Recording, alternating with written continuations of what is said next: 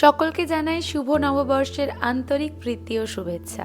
গাছপালার প্রতি আমার ভালোবাসা সম্পর্কে তোমরা অনেকেই অবগত, আর প্রত্যেকটা গাছের প্রত্যেকটা টব যে ওয়েল ডেকোরেটেড হতে হবে সে সম্পর্কেও আমি খুবই কনসার্ন। এবার এই ডেকোরেশন করার পর টবগুলো যখন রোদে জলে বাইরে পড়ে থাকবে তখন ওর রঙগুলো অনেক সময় ডাল হয়ে যায়, চটে যায়। তাই মাটির টবের উপরে যদি আমরা এশিয়ান পেইন্টস এর এক্সটেরিয়র ওয়াল প্রাইমারটা করে নিই অ্যাজ এ বেস, তাহলে কিন্তু উপরে যে অয়েল কালারটা আমি করব সেগুলো কিন্তু খুব ভালোভাবে থাকে বছরের পর বছর। সো ফার্স্ট অফ অল মাটির টবটা দোকান থেকে কিনে আনার পরে একটা সিরিজ কাগজ দিয়ে ভালো করে ঘষে নিতে হবে ওপরের আনইভেন সারফেসটাকে একদম মসৃণ করে নেওয়ার জন্যে।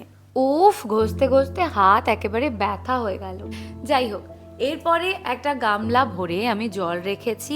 এই জলটার মধ্যে টবগুলোকে ডুবিয়ে খুব ভালো করে ধুয়ে পরিষ্কার করে নেব, কিছুক্ষণ চুবিয়েও রাখবো যাতে জলটা খুব ভালোভাবে টবের মধ্যে ঢুকে যায়। অনেকটা ভেজা ভেজা অবস্থাতেই কিন্তু আমি প্রাইমারটা অ্যাপ্লাই করব। এখানে আমি হোয়াইট কালারের প্রাইমার অ্যাপ্লাই করছি বিকজ হোয়াইট কালারের উপরে প্রত্যেকটা কালার খুব ভালোভাবে ফোটে, আমরা একটা খুব ব্রাইট ফিনিশ পাই। তোমরা চাইলে প্রাইমারের সাথে কিছু পরিমাণ জল মিশিয়ে করতে পারো, তাহলে একটু পাতলা হবে আর করতে ইজি হবে। একটা গ্লাভস পরে নিয়ে কাপড় দিয়েও তোমরা প্রাইমারটা করতে পারো, বা আমার মতোই ব্রাশের সাহায্যেও করতে পারো। প্রাইমার অ্যাপ্লাই করার পরে আমি টবগুলোকে ওভারনাইট রেখে দিয়েছিলাম যাতে খুব ভালোভাবে শুকিয়ে যায়, এরপর কালারটা খুব ভালোভাবে করতে পারি। ইট ওয়াজ টাফ গাইজ। আমার কাছে 1 2 3 4 5 6 7 খানা টব ছিল, আর প্রত্যেকটাতে 2 কোট করে কালার অ্যাপ্লাই করেছি আমি, অ্যান্ড আবার এগুলোকে ওভারনাইট শুকিয়েছি।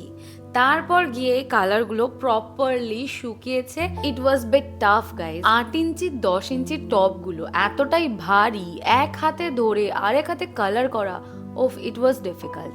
তবে হ্যাঁ, ইম্পসিবল কিছুই না, আমি করে ফেলেছি, তোমরাও করতে পারবে। পয়সা বাঁচাতে গেলে একটু আধটু নিজেকে তো খাটতেই হবে, তাই না? Never forget to drink water, and this cutie was there with me all the time. ও আমাকে সবসময় চেয়ার করে, মামিমা তুমি এটা করো, মামিমা তুমি এই ক্রাফটটা বানাও, মামিমা তুমি এটা কালার করো। So she is my like sweetheart. So ও আর আমি দুজন মিলে বসে বসে সব কালারগুলো কমপ্লিট করেছি।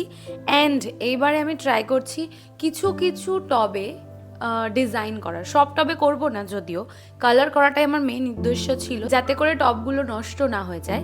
তো কয়েকটা টবে যেগুলো ভাবছি ইনডোর রাখবো সেগুলোতে একটু ডিজাইন করে নিচ্ছি।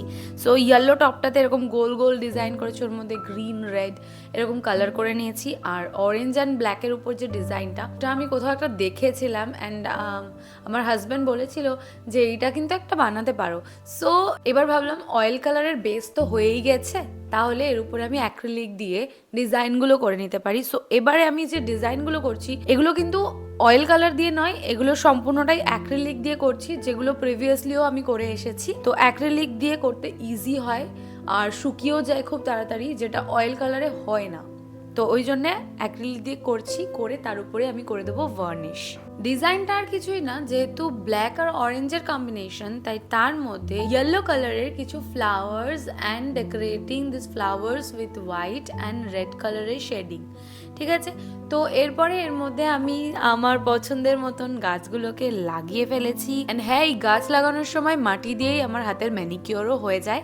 সো ইয়া, আম ব্লেসড। সো এই টবগুলো আমি বানিয়ে ফেলেছি, আর এই টবগুলো আহামরি কিছু নয়, বাট রং করার যে প্রসেসটা এটা হয়তো অনেকেই তোমরা জানো না, আর আমাকে অনেকেই এগুলো জানতে চাও, তাই ডিটেলস এই ভিডিওটা আমি তোমাদের সাথে শেয়ার করলাম। ভিডিওটা কেমন লাগলো তোমরা অবশ্যই আমাকে জানিও, আর আমাকে যদি তোমরা ভালো ভালো গাছের সাজেশন দাও তাহলেও আমি খুব খুশি হব।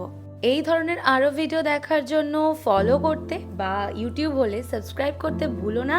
আর সবশেষে কিছু জ্ঞানের কথা, প্রতিদিন প্রতিনিয়ত অনেক তো অমানবিকতার পরিচয় দিয়ে আসছি আমরা, তো 4-5টা গাছ লাগিয়ে একটু তো মনুষ্যত্বের পরিচয় দাও।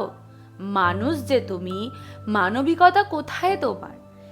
যদি জায়গা না থাকে নিজের ঘরে, বাড়িতে, জানলায়, যেখানে পারো গাছ লাগাও, ব্যাস গাছ লাগাও। ঢুকলো মাথায়? বাই।